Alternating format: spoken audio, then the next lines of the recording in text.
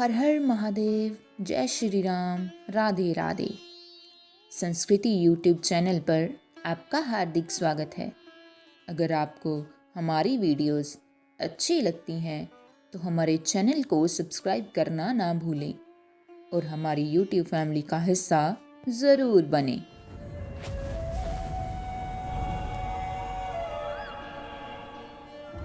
भगवान शिव हिंदू धर्म के प्रमुख देवताओं में से एक हैं। उन्हें संहार के देवता कहा जाता है।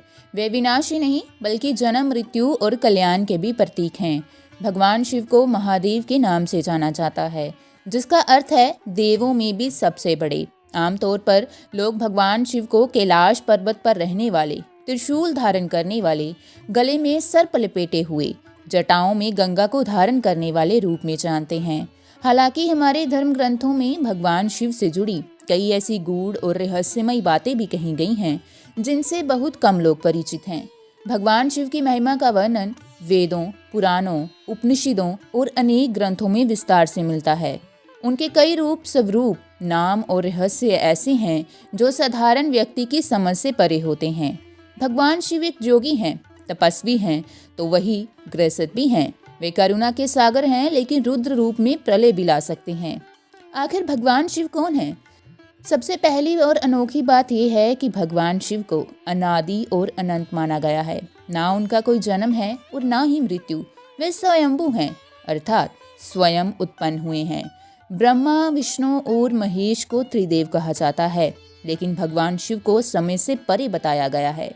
शास्त्रों के अनुसार वे सृष्टि की उत्पत्ति से पहले भी थे और सृष्टि के अंत के बाद भी रहेंगे।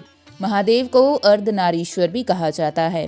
इसका अर्थ है कि वे आधे पुरुष और आधे स्त्री रूप में एक ही शरीर में उपस्थित हैं, जो बताता है कि सृष्टि में स्त्री और पुरुष दोनों समान हैं और सृजन तभी संभव है जब दोनों का समन्वय हो। भगवान शिव को भील, किरात, हनुमान, भैरव, काल भैरव, वीरभद्र जैसे अनेक रूपों में पूजा जाता है। उनके अनेक रूपों का वर्णन पुराणों में मिलता है, लेकिन कुछ रूप जैसे कि अघोर रूप लोगों में महादेव से जुड़े रहस्यों को और गहरा कर देते हैं। आइए जानते हैं महादेव का सबसे पहला रहस्य, उनके आभूषणों का अर्थ। एक और रहस्य ये है कि भगवान शिव ने त्रिशूल, डमरू, सर्प, भस्म और रुद्राक्ष जैसे प्रतीकों को क्यों धारण किया। त्रिशूल 3 गुणों सत्व, रज और तम का प्रतिनिधित्व करता है। डमरू ध्वनि और सृष्टि का स्रोत है।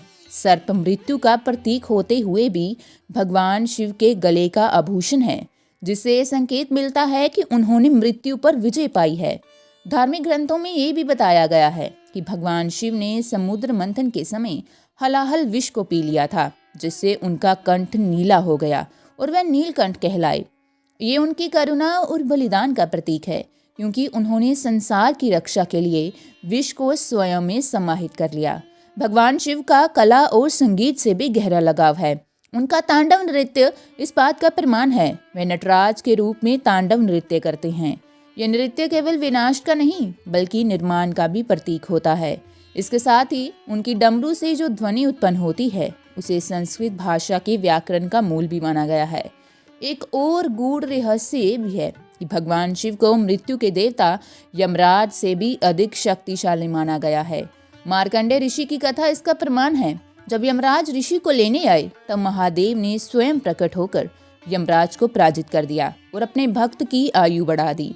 इससे ये भी सिद्ध होता है कि सच्चे मन से भगवान शिव की भक्ति करने वाले की रक्षा स्वयं महादेव करते हैं। दूसरा रहस्य आता है भगवान शिव के गण। देवादिदेव के गण और सेवकों में भूत, प्रेत, पिशाचों का भी नाम आता है। यही कारण है कि उन्हें भूतनाथ कहा जाता है। वे हर वर्ग के देवता हैं, चाहे वो देव हो, असुर हो, मानव हो या पशु। वे भेदभाव नहीं करते और अपने भक्तों को सहज भाव से स्वीकार करते हैं। शिव के विवाह से जुड़ी भी कई गूढ़ बातें हैं। माना जाता है कि उन्होंने माँ पार्वती के कई जन्मों के तप के बाद स्वीकार किया। इससे शिक्षा मिलती है कि प्रेम में धैर्य और समर्पण आवश्यक है। उनका विवाह सिर्फ पारिवारिक जीवन का आरंभ नहीं था, बल्कि ये भी संदेश था कि योग और भोग का संतुलन जरूरी है। सबसे अंतिम नंबर पर आता है भगवान शिव के नामों का रहस्य। भगवान शिव को अनन्य नामों से जाना जाता है। जहाँ एक तरफ उनका नाम रुद्र है वहीं दूसरी ओर वह आशुतोष और भोलेनाथ के नाम से भी जाने जाते हैं। भगवान शिव का रुद्र रूप सृष्टि के अंत का भी कारण बनता है। वही आशुतोष उन्हें इसलिए कहा जाता है क्योंकि वे जल्दी अपने भक्तों से प्रसन्न हो जाते हैं। पुराणों में ये बताया गया है कि चाहे वे दानव हो या देवता, सभी से शिव एक समान प्रेम करते हैं और आशीर्वाद देते हैं। इसी तरह उनके प्रत्येक नाम महादेव की महिमा को बताते हैं, जिनमें पशुपति, महेश्वर, शंकर, गंगाधर आदि सबसे अधिक प्रयोग में लाए जाने वाले नाम हैं। तो दोस्तों, आज की हमारे महादेव से जुड़ी ये प्यारी सी कथा यही समाप्त होती है। मिलते हैं अगले वीडियो में। भगवान महादेव आप सब पर अपनी कृपा बनाए रखें। धन्यवाद।